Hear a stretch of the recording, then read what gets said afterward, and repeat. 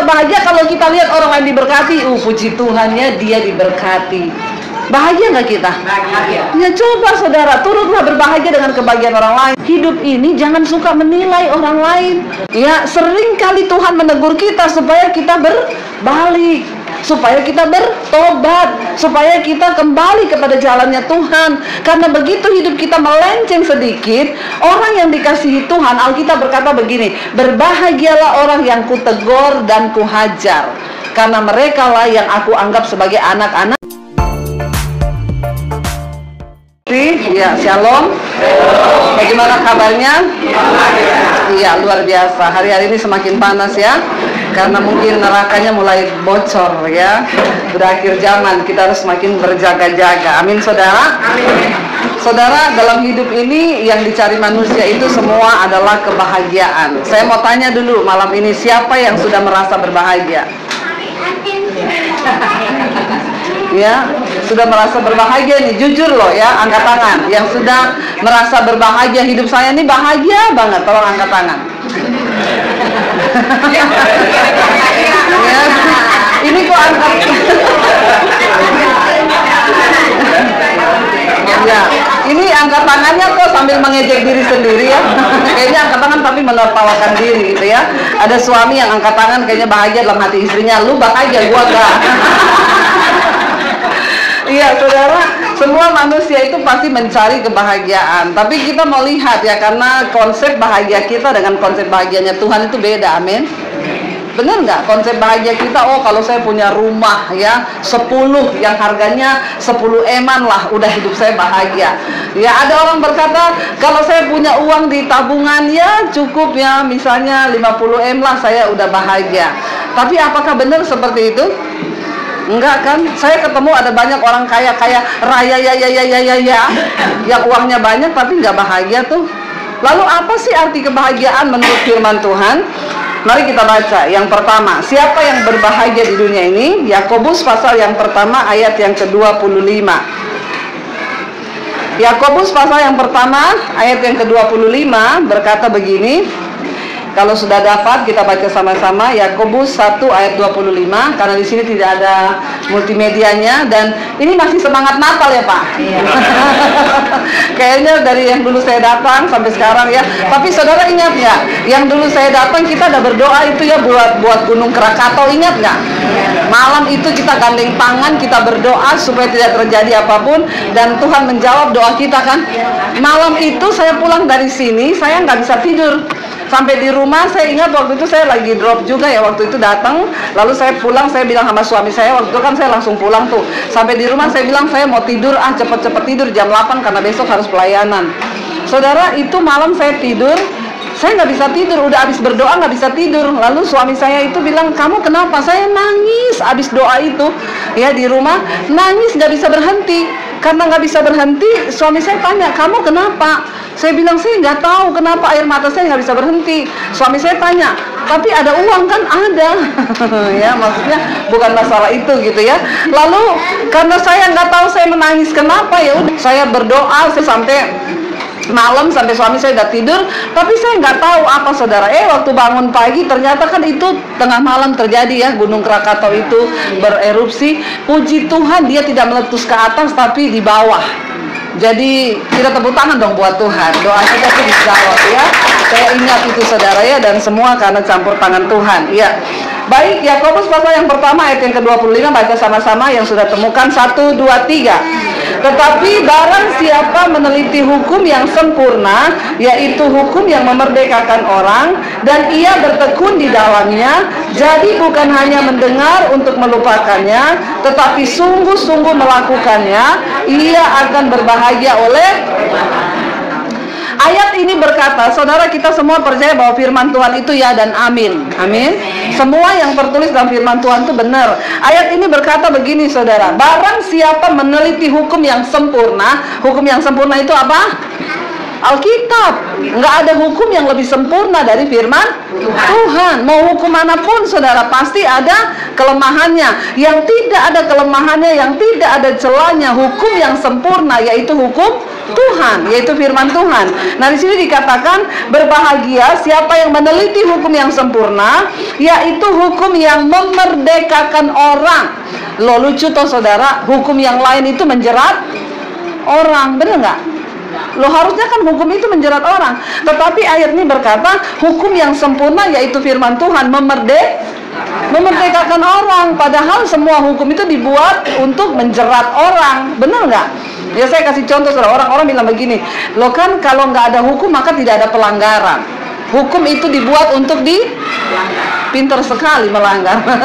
Ya, ada sebagian orang bilang iya hukum itu dibuat untuk dilanggar, karena kalau tidak ada hukum tidak ada pelanggaran. Contoh di lampu merah, kalau nggak ada lampu merah kan kita bebas aja menerobos itu ya, mau siang, mau malam, mau jamnya kapan aja. Tetapi karena dipasang lampu merah, lalu ketika lampu merah menyala kita terobos, maka terjadi pelanggaran karena sudah ada hukumnya. Nah, kalau hukum dunia ini itu mengikat, menjerat orang, tetapi hukum Tuhan, Alkitab berkata firman Tuhan ini memerdekakan. Justru kita yang terjerat, kita yang terikat akan dimerdekakan. Waktu kita belajar melakukan firman, maka hidup kita dimerdekakan saudara. Ya, dan saya percaya firman Tuhan berkata, makanya ada orang-orang yang tanya gini, Bu, kalau orang itu bertobat dia harus didoakan pelepasan nggak? Ya, memangnya harus ya Bu, ketemu pendeta lalu didoakan pelepasan lalu muntah-muntah? Tidak semua. Firman Tuhan berkata begini, di mana ada kebenaran, di situ ada kemerdekaan. Kalau kita rajin melakukan firman Tuhan, maka pasti akan terjadi kemerdekaan. Dulu kita suka marah-marah, kita baca Alkitab, bersukacitalah senantiasa. Saya mau bersukacita terus, tiap hari sukacita. Kita melatih diri. Itu saudara, untuk kita bisa bersukacita, kita nggak bisa cuma di kamar gini, bersukacita. Tuhan bersukacita, enggak, perlu bayar harga, perlu latihan. Dan bukan berarti ketika kita minta sukacita terus enak, semua orang baik sama kita, semuanya bikin kita ketawa. Enggak, waktu engkau mau bersukacita, maka engkau ketemu dengan orang yang bikin engkau marah. Amin. Tetapi ketika engkau belajar untuk taat kepada firman Tuhan, maka Tuhan bilang lah, itu kan ujian. Kita pengen sukacita, ketemu orang yang bikin marah, itu berarti ujian. Makanya harap tenang ada ujian. Ya, kalau saudara ketemu orang ya harap tenang lah ya, mungkin ini ujian ya, disabar-sabarkan aja karena Tuhan itu membentuk kita. Nah saudara, Alkitab berkata orang yang berbahagia itu adalah orang yang meneliti hukum yang sempurna yaitu firman Tuhan ya, lalu dia yang memerdekakan orang dan ia bertekun di dalamnya. Dan bukan cuma bertekun ya, dikatakan jadi bukan hanya mendengar untuk melupakannya, tetapi sungguh-sungguh melakukannya.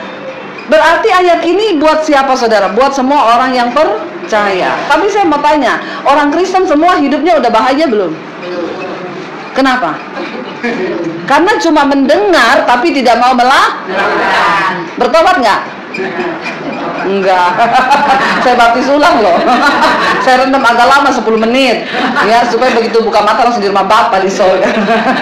Loh saudara, kenapa sih banyak orang Kristen yang sudah mengenal Tuhan tetapi hidupnya nggak bahagia?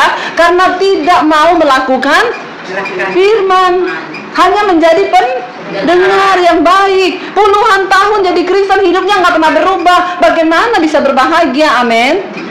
Kekristenan itu adalah perubahan hidup. Amin. Kita menjadi Kristen kayak apa juga lamanya menjadi Kristen 60 tahun, percuma kalau hidupmu tidak berubah. Maka pasti tidak akan berbahagia. Orang yang berbahagia itu yang hidupnya berubah. Saya mau tanya di sini, yang sudah berubah berapa banyak? Yang merasa sudah berubah, coba. Yang datang suami istri, boleh tanya deh sama suaminya, yang istrinya tanya sama suami tanya sama istri, tanyanya gini, saya udah berubah apa belum? Coba tanya. Jawab yang jujur, ya, sambil tatap matanya. Ya, kalau saudara berubah, coba tanya, benar nggak? Siapa yang tahu kita berubah? Orang yang paling dekat dengan kita, ya suami kita, ya istri kita. Saya selalu tanya loh sama suami saya udah berubah belum? Dia bilang iya udah, tambah gendut. Enggak, bukan itu ya. Dia selalu ngomong kamu berubah banyak say daripada yang dulu. Loh iya saudara, kenapa? Karena rumah tangga itu tempat kita diproses. Waktu ketemu memang pertama cinta, apa-apa cinta, bener nggak? Ya, pertama ketemu wah cinta ya. Bener nggak ya? Dulu waktu pacaran naik motor, istrinya pacarnya ngomong, dingin say, peluk abang dong. Ya. Bener nggak? Waktu udah nikah lama, dingin pak. Makanya tadi nggak usah ikut. Iya enggak? Ya. Nah itu saudara ya, memang sudah berubah ya. Nah ketika kita memasuki usia pernikahan di atas 5 tahun, itu bukan cinta lagi. Jangan bangun rumah tangga di atas dasar cinta, karena cinta itu pret. Bener nggak? Ya, bener. Tapi kita harus mulai membangun kasih. Kenapa? Karena cinta itu hanya menuntut. Kalau yang dituntut sudah tidak ada, maka cinta juga habis. Tetapi kasih itu cenderung mau berkorban, memberi tanpa menuntut. Amin saudara. Nah untuk melakukan kasih itu kita perlu belajar firman Tuhan. Gak gampang memang, tapi ketika kita mau belajar, maka Tuhan pasti memberi kita kekuatan. Ya, nggak ada saudara orang di atas 5 tahun tuh bertahan pernikahan karena cinta lagi, pret itu. Ya, nggak ada ya. Waktu kita udah mulai masuk di proses ya. Aduh, kita mulai masuk proses itu penyatuan karakter ya, untuk mengerti, saling memahami karakter itu nggak bisa pakai cinta, tapi pakai kasih. Nah orang yang cuma membangun dengan cinta banyak yang bubar di tengah jalan. Tetapi ketika kita memakai kasih saudara, maka kita tahu oh kasih itu berkorban, oh kasih itu rela melakukan segala sesuatu. Saya dulu waktu berumah tangga pertama kali ya, mulai pernikahan 1 tahun 2 tahun tuh masih cinta saudara ya. Pokoknya pengen membahagiakan suami, melakukan semuanya dengan apa yang dia mau pokoknya ya. Lalu saudara dulu pertama menikah ya begitu ya, dengan cinta kepengennya pokoknya melakukan yang terbaik, pokoknya melakukan apa aja gitu ya. Setelah mulai hamil anak yang pertama ya, dulu bangun pagi bikinin dia kopi sarapan, masih dengan cinta ya, karena belum hamil, belum punya anak. Begitu punya anak 1, mulai ngidam, punya anak 2, punya anak 3 kecil-kecil ya, udah rempong ngurusi anak 3 kecil-kecil. Saya nggak pakai pembantu, dulu ngurus sendiri saudara 3 ya, itu jejer-jejer ya. Bener ya, saya bisa bicara karena saya mengalami. Nggak pakai suster, nggak ada suster-susteran. Orang kita hidup hamba Tuhan, bener nggak? Ngurus diri saya sendiri aja susah, bagaimana mau pakai suster, mau bayar apa, pakai apa gitu ya. Itu saudara, saya udah rempong. Dia tanya, kopi mana nih? Ada tangan 2, kaki 2, bikin sendiri di dapur. Bener nggak saudara? Kenapa? Cinta mulai luntur. Kesibukan, kecapean, faktor ekonomi bisa membuat kita berubah ya. Lalu saya terus hidup akhirnya kalau udah begitu panas hati nggak? Panas. Jengkel nggak? Jengkel. Kalau kita biarin terus sampai akhirnya saya pikir, aduh kalau saya begini terus bagaimana ya? Tuhan tolong saya, Tuhan saya tahu ini nggak bener. Orang itu saudara kalau kita marah, jengkel, cemberut, yang rugi juga kita sendiri kan. Akhirnya kita sakit kepala, ya banyak penyumbatan lah apalah. Lalu saya mulai berdoa, saya temukan satu ayat firman Tuhan yang berkata begini, semua yang kau lakukan untuk sesamamu manusia, lakukanlah seolah-olah itu untuk Tuhan dan bukan untuk manusia. Wah, saya terpukul dengan ayat itu. Saya harus belajar melakukan semua untuk Tuhan ternyata. Jadi waktu saya lagi capek, suami saya bilang, saya kopi. Saya ke dapur saudara, saya ambil gelas, saya kasih kopi, saya kasih krimer, saya aduk untuk Tuhan. Ya, padahal kadang ya jengkel, tapi harus belajar melatih diri untuk dimerdekakan karena hukum yang sempurna yang kita mau lakukan. Akhirnya saya mulai coba. Ya, lalu saudara, tadinya kita ribut berantem, saya bilang sama suami saya, kamu tahu nggak papi saya itu kepala kantor loh. Tapi dia itu turun ke dapur, dia masak, dia ngurusi rumah. Nggak kayak kamu yang karunianya bos. Dia balas sama saya, kamu tahu nggak mak saya itu ngelayani papaku udah kayak raja. nggak pernah mengeluh mak saya.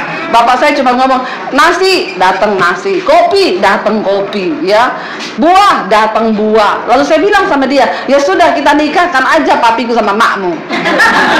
Biar rumah tangga mereka menjadi rumah tangga yang harmonis. Apakah seperti itu? Enggak.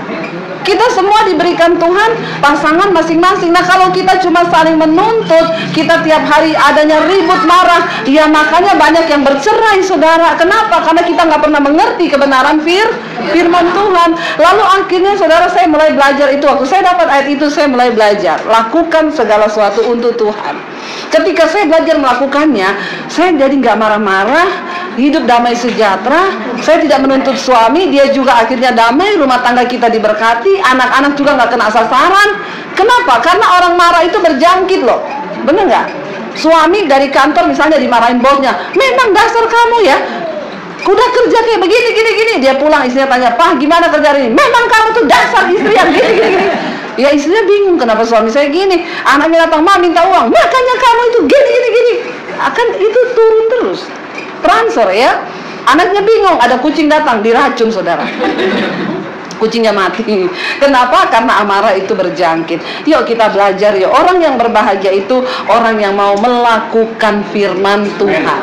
Kenapa banyak orang gak bahagia? Karena tidak mau melakukan firman Tuhan. Di tempat ini berapa banyak yang mau melakukan firman? Percayalah, orang yang berbahagia itu bukan orang kaya. Ya, jangan berpikir, oh dia kan bahagia bukan karena kaya, mobilnya bagus, rumahnya bagus. Siapa ngomong? Saya banyak ketemu orang kaya, saudara, yang hari-hari ini mereka juga tidak bisa berbuat apa-apa, kaya banget. Ya, istri kena kanker, terbaring di rumah sakit, tidak berdaya. Hidup ini semua misteri. Kalau Tuhan kasih kita hari ini seperti ini, bersyukurlah. Siapa yang nyangka ya, si Agung Hercules, ya, dia pelatih, ototnya begitu sehatnya minta ampun, kena kanker otak stadium akhir. Sekarang nggak bisa apa-apa lagi, ya, tinggal ya menunggu kapan dipanggil Tuhan. Hidup ini jangan suka menilai orang lain. Ya kayaknya enak ya dia jadi orang kaya, ya uangnya miliaran. Saudara, kita sama orang kaya itu cuma bedanya di nol, tapi cekot-cekotnya sama, amin. Lo bener nggak? Buat saya mungkin ya uang 1 juta udah berat. Ya buat Pak Keng Leong 10 miliar berat. Bedanya di mana? Nah, tahu kan? Sebenarnya nol itu nggak ada artinya kan? Iya. Nah, tapi kan bisa memperbudak hidup manusia. Coba. Lo buat saya 10 juta cekot-cekot, buat Pak Keng Leong 10 miliar cekot-cekot. Cekot-cekotnya sama nggak? Sama. Jadi apa yang mau kita iriin, bener nggak? Iya, sama. Ya, orang itu kalau sukanya iri hati bikin hidup nggak bahagia, ya. Karena lihat tetangga mobil baru jengkel, lihat tetangga kulkas baru jengkel, lihat tetangga beli sofa baru jengkel, ya. Pas saya juga mau beli kulkas baru, kenapa itu tetangga soalnya kulkasnya baru, suaminya dipelorotin supaya suruh utang, ya. Akhirnya tetangganya istri baru. Dia diam saja, suaminya bilang nggak ganti. Itu sebelah baru loh. Maksud lo.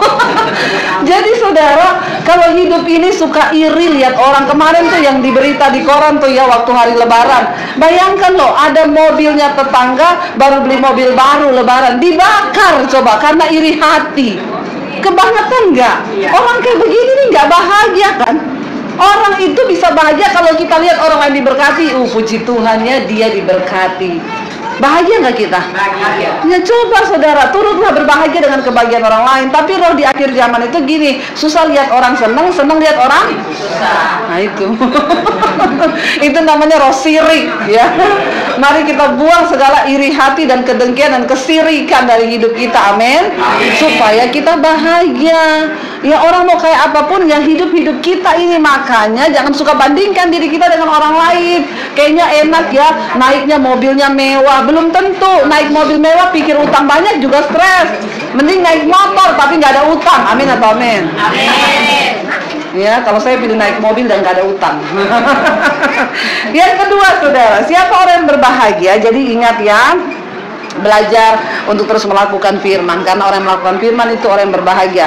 Yang kedua, mari kita buka sama-sama di dalam kitab Ayub. Ayub 5 ayat yang ke-17 ya. Ayub 5 ayat yang ke-17 berkata begini. Kita baca sama-sama kalau udah dapat Ayub 5 ayat 17. 1, 2, 3. Sesungguhnya berbahagialah manusia yang ditegur Allah, sebab itu janganlah engkau menolak didikan yang maha kuasa. Yang ayat ini berkata berbahagialah manusia yang ditegur Allah. Kalau lagi ditegur Allah itu enak atau tidak? Ya, enggak, namanya juga ditegur, enggak enak. Sakit, menderita, tapi Tuhan mencegah kita untuk melakukan kesalahan yang lebih besar di kemudian hari. Ya, sering kali Tuhan menegur kita supaya kita berbalik, supaya kita bertobat, supaya kita kembali kepada jalannya Tuhan. Karena begitu hidup kita melenceng sedikit, orang yang dikasihi Tuhan, Alkitab berkata begini, berbahagialah orang yang kutegur dan kuhajar, karena mereka lah yang aku anggap sebagai anak-anak Allah. Saudara, kita punya anak, kita tegur nggak? Iya. Di sini ada yang suka menghajar anak nggak? Kalau anaknya salah, kita tegur, kita pukul nggak? Ditegur aja. Ditegur aja, nggak pernah dicubit? Dijewer? Iya, ya. Dipukul pantatnya pakai kayu? Iya, ya. Alkitab bilang begini, didik anakmu dengan rotan, tetapi jangan inginkan kematiannya. Ya, kenapa? Supaya di saat hari tuamu, anakmu tidak menyusahkan engkau. Ada banyak orang Kristen yang anaknya menyusahkan dia di hari tua. Kenapa? Karena dari kecil tidak pernah dididik. Jadi ibu-ibu yang punya anak kecil di sini, saya mau bilang, ajar anakmu selama dia masih bisa dididik. Kenapa? Karena ada saatnya anak sudah tidak lagi bisa dididik. Benar. Saya dulu ada rotan, saya taruh di ujung pintu gitu ya, di pot bunga. Anak saya bilang, kamu mandinya jam 5 ya. Kalau dia nggak mandi jam 5, mandinya jam 6, saya ambil itu rotan, saya pukul di pantatnya dia.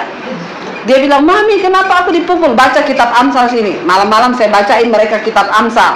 Ya, punggung orang bebal meminta pukulan. Dia tanya, orang bebal itu orang yang gimana, mam? Orang yang sudah tahu yang baik tapi nggak mau melakukan, itu namanya orang bebal.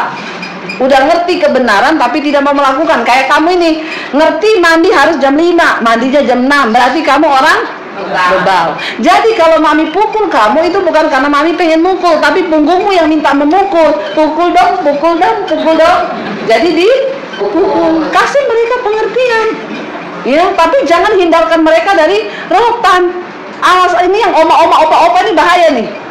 Kalau udah punya cucu, ya, orang tuanya ngajar, lari ke oma, lari ke opa. Nah, opa dan oma ini bikin rusak cucu ini. Kenapa? Karena jangan dong. Masa anak dipukul, masa anak diajar, apalagi kalau nginepin di rumahnya opa oma, udah nggak pernah ada didikan. Berbahaya. Ya, anak kita itu harus dididik sejak kecil supaya mereka tahu mana yang baik, mana yang tidak. Alkitab bilang, bapak itu menghajar orang yang dianggap sebagai anak. Justru kalau hidup kita nggak pernah ada masalah, bertanyalah, kok nggak pernah ada masalah, kenapa ya? Bahaya, saudara. Tapi ketika engkau ditegur Tuhan, Alkitab bilang berbahagialah. Karena Tuhan ingin hidup kita semakin berkenan di hadapannya. Percayalah, orang yang nggak pernah dididik itu, saudara lihat anak-anak yang nggak pernah dididik, anak-anak nggak pernah dididik itu menjengkelkan. Benar nggak? Ya, saya, saudara, anak saya dulu ya, saya kan nggak pakai pembantu. Yang kecil masih umur 2 tahun. Saya ajak pelayanan loh. Naik motor, saya taruh di depan, pakai jaket berangkat. Mau ibadah, duduk di samping saya di depan. Saya bisikin, Dek, nanti mami khotbah, adek jangan turun-turun, duduk di kursi diem ya. Saudara tahu, saya khotbah 1 jam, dia duduk anteng diem di kursi, nggak turun. Sampai jemaatnya tanya, ibu anaknya dikasih makan apa? Dikasih makan firman. Amin. Nah bener, saudara. Ya, anak kita tuh harus loh kita didik. Saya pernah punya teman pendeta, saudara. Kita lagi ngobrol nih ya, sama bapaknya ini. Lagi ngobrol, anaknya datang, tendang kaki bapaknya. Bapaknya pendeta loh. Lah, haleluya Tuhan. Baru saya ngomong, sudah ada prakteknya di belakang. Ya, ibu tolong anaknya dijaga ya supaya tidak jatuh. Ya, jadi ya ditenangkan dulu. Jadi saudara, itu ya bapak pendeta lagi ngobrol nih sama saya, anaknya tendangin kakinya. Papa, ayo beli mainan. Papa ditendang megangin sampai kenceng banget loh. Terus saya bilang gini sama Pak Pendetanya, Pak, nggak boleh kayak gini loh anakmu. Enggak, soalnya dia memang dimanja sama oma opa. Nggak boleh loh. Kamu harus didik dia. Sampai saya tegur loh anak itu. Saya bilang, Dek, kamu nggak boleh sama gitu sama papamu. Papamu lagi ngobrol nih. Dia lawan saya, saudara. Apa? Saya bilang sama bapaknya, ini kalau anak saya udah saya rotan dia. Loh bener, ya. Karena kenapa kalau nggak dididik jadi begitu tuh? Kenapa banyak orang Kristen hidupnya di kemudian hari sama orang tua berontak, akhirnya orang tua dilawan sampai orang tua pun tidak berdaya lagi saudara di hari tua. Kenapa? Karena dari kecil kita nggak didik mereka firman, udah nggak didik firman, tidak dididik pakai rotan lagi. Tapi pakai rotan ya, dan Alkitab bilang jangan inginkan kematiannya. Didik dia, tapi jangan yang inginkan Anda mukul sambil ngomong mati kau. Nggak boleh saudara, itu Anda mengutuk ya. Didik dia ya sampai pada, karena kenapa? Umur SMP anak udah nggak bisa dipukul. Kenapa? Yang sakit bukan badannya lagi, tetapi hatinya. Nah kalau hatinya sakit itu bahaya. Kita bisa pukul anak sampai SD saja. Setelah itu ya makanya ditabur firman Tuhan saudara. Ya saya berdoa supaya kita di sini semuanya kita mau didik anak-anak kita, dan kita juga menyadari kenapa Tuhan izinkan kita mengalami kesakitan dalam hidup ini. Seringkali ada masalah, tekanan yang begitu kita rasa berat.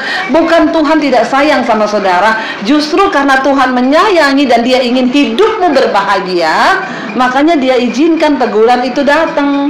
Ya, tapi Tuhan, Alkitab berkata, Tuhan tidak membiarkan kita dicobai melampaui batas kekuatan kita. Dia tahu sampai di mana batas kita dan Dia mengizinkan ya sampai di situ.